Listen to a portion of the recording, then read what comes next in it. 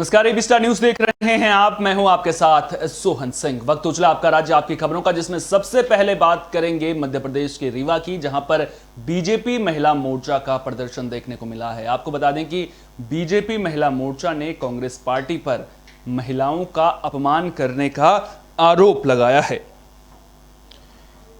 रीवा में बीजेपी महिला मोर्चा की जिलाध्यक्ष मनीषा पाठक की अगुवाई में विरोध प्रदर्शन किया गया है। इस दौरान सिरमौर चौराहे पर हरियाणा के पूर्व मुख्यमंत्री भूपेंद्र सिंह हुड्डा का पुतला भी फूंका गया।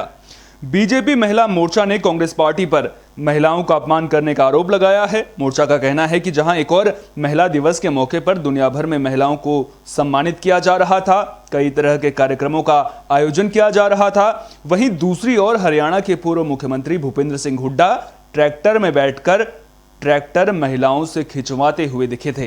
बीजेपी महिला मोर्चा ने कहा है कि अगर भूपेंद्र सिंह हुड्डा महिलाओं को ट्रैक्टर पर बिठाकर खुद ट्रैक्टर खींचते तो शायद ये महिलाओं का सम्मान होता, लेकिन कांग्रेस पार्टी को महिलाओं का सम्मान करना ही नहीं आता है। तो बीजेपी महिला मोर्चा ने कांग्रेस पार्टी पर गंभीर आरोप लगाए हैं। आपको बता दें कि हरियाणा के पूर्व मुख्यमंत्री भूपेंद्र सिंह हुड्डा का पुतला दहन किया है। साफ तौर पर उन पर महिलाओं का अपमान करने का आरोप लगाया है। में एक विरोध प्रदर्शन में भूपेंद्र सिंह हुड्डा जी के द्वारा ट्रैक्टर में बैठ करके महिलाओं को धक्का देने के लिए कहा गया, जिसमें संपूर्ण नारी जाति का अपमान हुआ है। अगर आपको विरोध करना था तो आप महिलाओं को बैठाते और फिर आप उसको धक्का देते तो एक शोभनीय बात होती कि आप महिला का सम्मान भी कर रहे हो। तो इस प्रकार से समस्त नारी जाति का अपमान कांग्रेस पार्टी के द्वारा किया। खबर बिहार के रोहतास से सामने आ रही है, जहां जाप प्रमुख पप्पू यादव मृतक युवक के परिजनों से मुलाकात करने के लिए पहुंचे थे। इस दौरान उन्होंने बिहार में कानून व्यवस्था के मुद्दे को लेकर के सवाल खड़े किए हैं। जन अधिकार पार्टी सुप्रीमो पप्पू यादव रोहतास जिले के काराकाट स्थित सकला गांव पहुंचे थे, जहां उन्होंने मृतक के परिजनों से मुलाकात की और उन्हें ढांढस बंधाया, साथ ही आर्थिक सहायता भी प्रदान की। इस दौरान पप्पू यादव ने बिहार में कानून व्यवस्था को लेकर सवाल खड़े किए। बता दें कि काराकाट के सकला में कुछ दिनों पहले दो मिठाई दुकानदार भाइयों को मामूली विवाद में अपराधियों ने गोली मार दी थी, जिसमें एक भाई की मौके पर ही मौत हो गई थी। वहीं दूसरे भाई का इलाज विक्रमगंज के एक अस्पताल में चल रहा है। पीड़ित परिवार से मुलाकात के बाद पप्पू यादव मीडिया से मुखातिब हुए। इस दौरान उन्होंने कहा कि बिहार में अपराधियों का मनोबल इस कदर बढ़ चुका है कि दिन दहाड़े हत्या की वारदात को अंजाम देना अब आम बात हो गई है। जात पात के आधार पर हत्याओं का मूल्यांकन किया जा रहा है और अपराधियों को महिमा मंडित किया जा रहा है। जाप नेता ने कहा कि सत्ता में बैठे हुए लोगों की शह पर ही सूबे में आपराधिक वारदातें बढ़ी हैं। कुल मिलाकर सुशासन बाबू की सरकार पर आरोप लगाते हुए पप्पू यादव नजर आए हैं। साफ तौर पर उन्होंने बिहार में कानून व्यवस्था के मुद्दे को लेकर सवाल खड़े किए हैं। जाति के आधार पर हत्या का मूल्यांकन कैसे होगा? किस जात ने मारा, किस जात को मारा? जिस जात को मारा उसके समाज आगे आएंगे और जिस जात ने मारा उसका समाज पीछे हो जाता है। कहता नहीं वो तो मेरे जात का। तो अपराधी को जात ही तो प्रोटेक्ट कर रहा है और उसके बाद अब अपराधी को महामंडित करना, जेल में ढुक करके इन लोगों का सत्कर्म कर देना चाहिए। खबर बिहार के मुजफ्फरपुर से सामने आ रही है, जहां एक प्रेमी से मिलने के लिए युवती गोरखपुर से भागकर आ गई, लेकिन इस दौरान उसके साथ कुछ ऑटो चालकों ने छेड़छाड़ की, जिसके बाद अब युवती थाने पहुंच गई है। तो बिहार के मुजफ्फरपुर से यह मामला सामने आ रहा है, जहां एक युवती गोरखपुर से भागकर अपने प्रेमी से शादी रचवाने के लिए पहुंच गई, लेकिन इस दौरान कुछ ऑटो चालकों ने उसके साथ छेड़खानी की कोशिश की, जिसके बाद युवती थाने पहुंच गई। फिलहाल युवती थाने में अपने प्रेमी के साथ पुलिस की कस्टडी में है।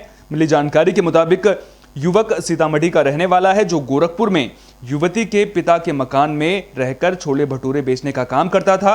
इसी दौरान दोनों की मुलाकात हुई थी। जैसे ही युवती के पिता को मामले की भनक लगी, उन्होंने युवक की पिटाई करके उसे घर से निकाल दिया, जिसके बाद युवक बिहार में सीतामढ़ी स्थित अपने घर पहुंच गया। जिसके बाद अब युवती अपने प्रेमी से शादी रचाने के लिए मुजफ्फरपुर पहुंच गई है। फिलहाल पुलिस युवती और उसके प्रेमी से पूछताछ कर रही है। मैं इनके पास आए थे तो 3 बजे रात में मुजफ्फरपुर उतरे वहाँ पे 3:30 बजे। तो वहाँ पे एक ऑटो वाला था तो मेरे को छेड़ने लगा, छेड़बाजी करने लगा मेरे से। तो छेड़बाजी कर रहा था वो ऑटो वाला, मेरे को गाली उली सब दे रहा। बालिग है तो उसके द्वारा एक आधार कार्ड भी प्रस्तुत किया गया, जिसके हिसाब से उसका डेट ऑफ बर्थ जो है वो 1/1/2001 है। उसके हिसाब से वो 20 साल के हो जाता है। और उससे नंबर लेके उसके गार्जियन से बात की गई। गार्जियन द्वारा बताया गया कि हम लोग आ रहे हैं, उनको इन्फॉर्म कर दिया गया। गार्जियन उनके आते हैं। खबर मध्य प्रदेश के रीवा से सामने आ रही है, जहां एक कंपनी पर धोखाधड़ी का आरोप लगा है। कर्मचारियों का कहना है कि उन्हें 3 महीने की सैलरी नहीं दी गई है। जब उन्होंने सैलरी मांगी तो उन्हें कंपनी ने निकाल दिया है। तो रीवा से यह मामला सामने आया है, जहां केके स्पेन कंपनी पर धोखाधड़ी का आरोप लगा है। कंपनी के ऑपरेटर और कर्मचारियों ने आरोप लगाया है कि कंपनी ने उन्हें 3 महीने की सैलरी नहीं दी है।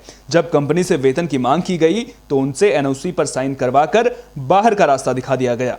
कर्मचारियों का कहना है कि उन्हें वेतन भी नहीं दिया गया है और 30 कर्मचारियों को बिना किसी वजह के कंपनी ने निकाल दिया है। अब देखना दिलचस्प होगा कि जिस तरह से अब आरोप कंपनी पर लग रहे हैं, उसके बाद कंपनी प्रबंधन इस पूरे मामले को लेकर के क्या कुछ कहता है, साथ ही साथ पुलिस इस मामले को किस तरह से देखती है। नहीं कि हम किस वजह से निकाल रहे हैं, क्या प्रॉब्लम है। एनओसी में कुछ लिखा हुआ है जिससे कि हम लोग पढ़े लिखे नहीं थे, जो बताए कि मतलब इसमें साइन कर दो, तो हम लोग धोखे में साइन कर दिए। हम लोग पढ़े लिखे तो है नहीं इतना। धोखे से दस्तखत करवा ली गई। सुभाष तिवारी जी से पूछे कि ये कायम करवा रहे हैं, तो बोले कि ये जो है तुम लोग सैलरी के लिए नहीं मिल रहा है। आज बिहान कर रहे हैं, पेमेंट नहीं दे रहे हैं, केवल काम खोज रहे हैं कि काम करिए। नहीं कि हम किस वजह से निकाल रहे हैं, क्या खबर मध्य प्रदेश के रीवा से सामने आ रही है, जहां एक 45 साल के शख्स की हत्या का मामला सामने आया है। आपको बता दें कि शख्स की बेरहमी से हत्या कर दी गई है। घटना त्योंथर के सुहागी थाना इलाके में सोनौरी नोडिया की है। मामले की जानकारी मिलने के बाद पुलिस मौके पर पहुंची और युवक के शव को कब्जे में लेकर जांच में जुट गई है। मृतक की पहचान सुरेंद्र तिवारी के रूप में हुई है। बता दें कि अपराधियों ने मृतक के सिर, गले और पेट पर धारदार हथियार से कई वार किए थे। पुरानी रंजिश के चलते इस वारदात को अंजाम देने की आशंका जताई जा रही है। मामले में 5 आरोपियों के खिलाफ नामजद मुकदमा भी दर्ज कर लिया गया है। मिली जानकारी के मुताबिक सुरेंद्र घर के पास ही मंदिर में पूजा अर्चना करने गया हुआ था। इसी दौरान बदमाशों ने उसकी बेरहमी से हत्या कर दी।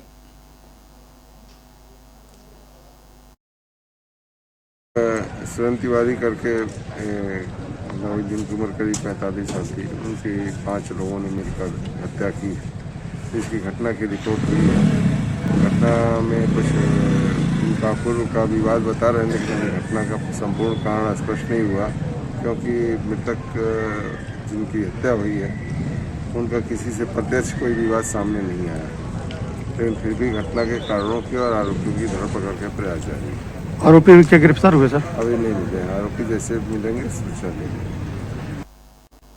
मध्य प्रदेश के रीवा में एक एपीओ पर रिश्वत लेने का आरोप लगा है। आरोप है कि किसी काम के एवज में एपीओ ने 36,000 रुपए रिश्वत की मांग की थी, जिसके बाद अब आरोपी एपीओ को लोकायुक्त टीम ने गिरफ्तार कर लिया है। तो खबर मध्य प्रदेश के रीवा से सामने आ रही है, जहां लोकायुक्त टीम ने त्योंथर जनपद पंचायत में पदस्थ एपीओ को 36,000 रुपए रिश्वत लेते गिरफ्तार कर लिया है।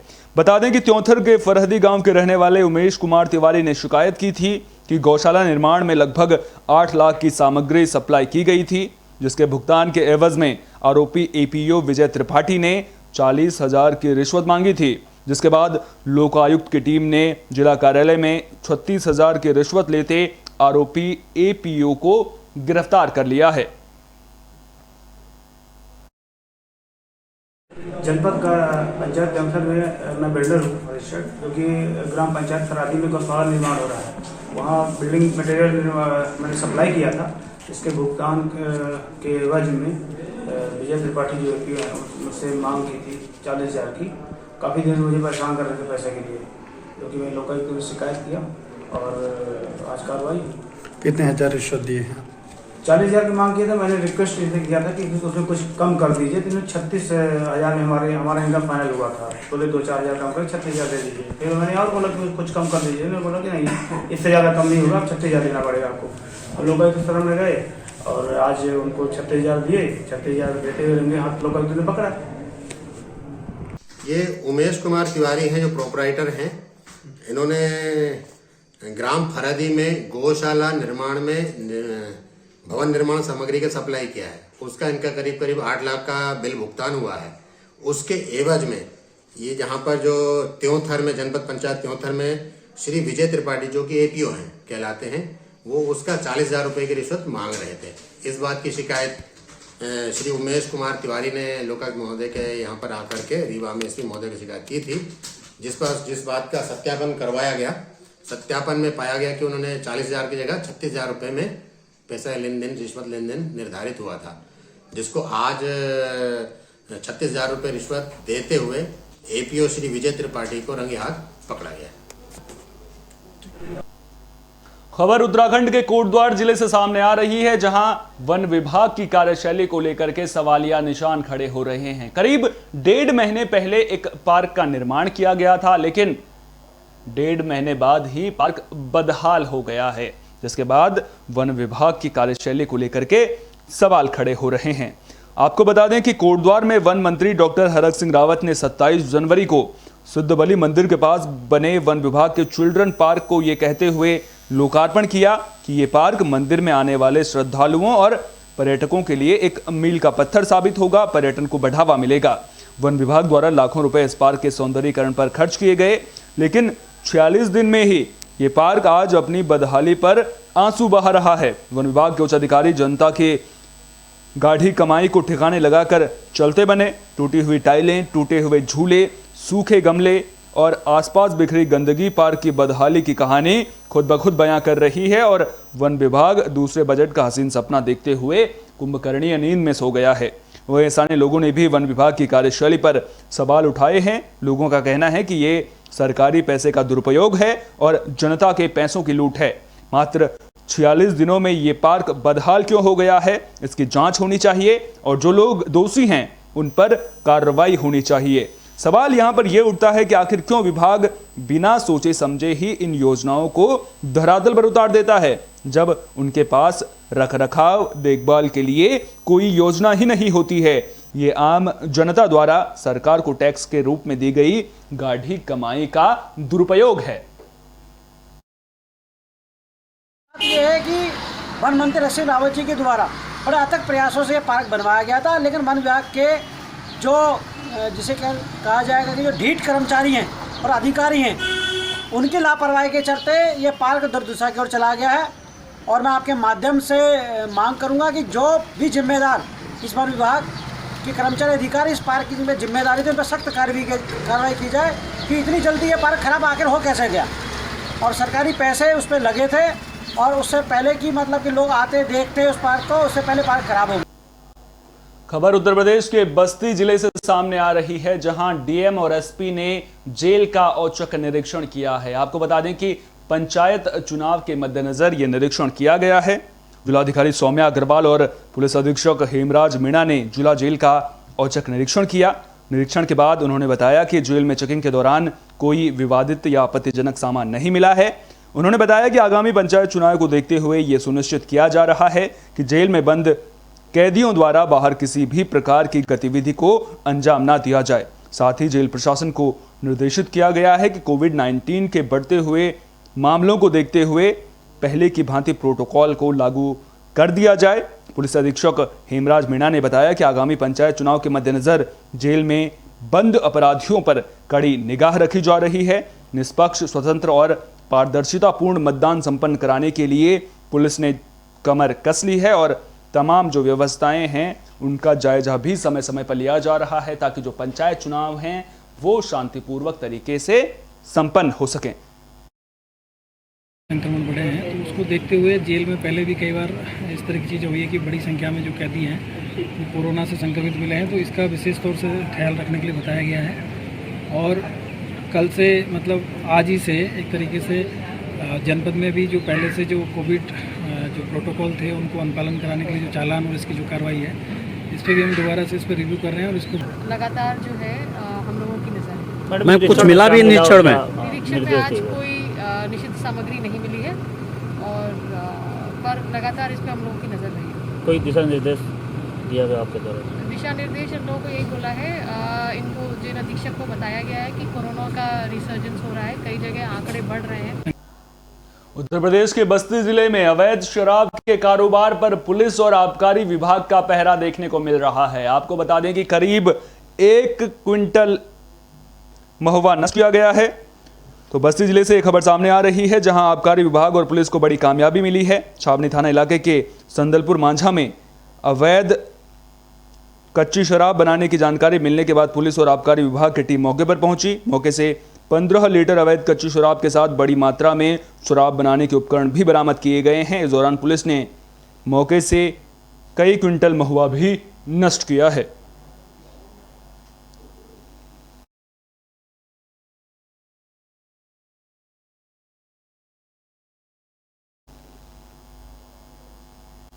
खबर लखीमपुर खीरी जिले से सामने आ रही है, जहां आईजी रेंज लक्ष्मी सिंह ने पुलिस लाइन का निरीक्षण किया।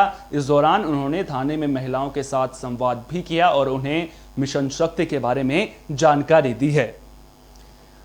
तो लखीमपुर खीरी में IG range Lakshmi Singh police line का निरीक्षण करने पहुंची थी। लक्ष्मी सिंह ने इस दौरान थाना खीरी और फूलबेहड़ का भी निरीक्षण किया। साथ ही थाने में महिलाओं के साथ संवाद कर उन्हें मिशन शक्ति के बारे में जानकारी भी दी। मीडिया कर्मियों से बातचीत के दौरान लक्ष्मी सिंह ने बताया कि पंचायत चुनाव को लेकर समीक्षा की गई है। सभी अधिकारियों को पंचायती चुनाव शांतिपूर्वक तरीके से संपन्न करने के लिए निर्देश भी दिए गए हैं। के व्यवस्थापन की भी चर्चा की गई है।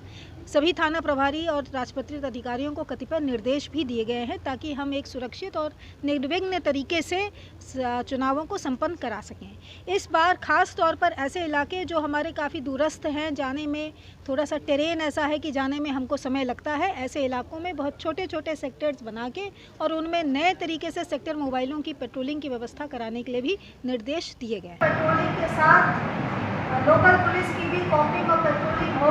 एसएसपी द्वारा अपनी चौकियों की संख्या बढ़ाए जाने के लिए ये एजेंडा रखते हुए बैठक करने का निर्देश दिया। आपका राज आपकी खबरों में फिलहाल के लिए इतना ही। देश और दुनिया की तमाम अहम खबरों के लिए आप देखते रहिए विस्टा न्यूज। मुझे दीजिए इजाजत। नमस्कार।